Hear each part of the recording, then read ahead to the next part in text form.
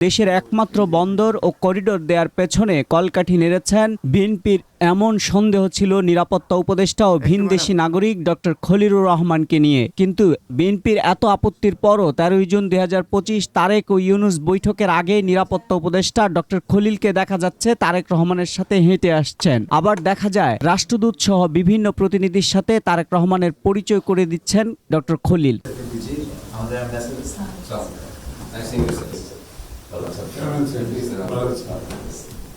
খলিল তারেক রহমানকে এগিয়ে নিয়ে আসছেন। এই খলিল কেন? এই প্রশ্নের অনেক ব্যাখ্যা ও অনেক গুঞ্জন সামনে চলে আসে। প্রথমত, বিএনপি 24 মে 2025 ডক্টর ইউনূসের সাথে বৈঠক করে লিখিতভাবে খলিল সহ 3 উপদেষ্টার পদত্যাগ দাবি করেছেন। সেই থেকে খলিলের চেয়ার প্রায় টলমল। যে কোনো সময় এ চেয়ার ভেঙে পড়ার শঙ্কা তৈরি হয়। অন্যদিকে তারেক রহমানের সাথে ইউনূসের বৈঠকেও খলিল যাতে না থাকে সে আপত্তি করা হয়েছিল। কিন্তু ইউনূস তো এক কথার মানুষ, তাই খলিলের বৈধতা পেতে তারেক রহমানকে অভ্যর্থনা জানানো ও ডেলিগেট টু ডেলিগেট বৈঠকেও রাখা হয়। এছাড়া যৌথ বিবৃতিতেও বিএনপি নেতা আমির খসরুর পাশে বসেই প্রেস ব্রিফিং করেন। রাজনীতিতে শেষ কথা বলে কিছু নেই, তবে বিএনপিকে ডক্টর খলিলের পদত্যাগের দাবি থেকে সরে এসেছে তাই প্রশ্ন হয়ে দাঁড়িয়েছে।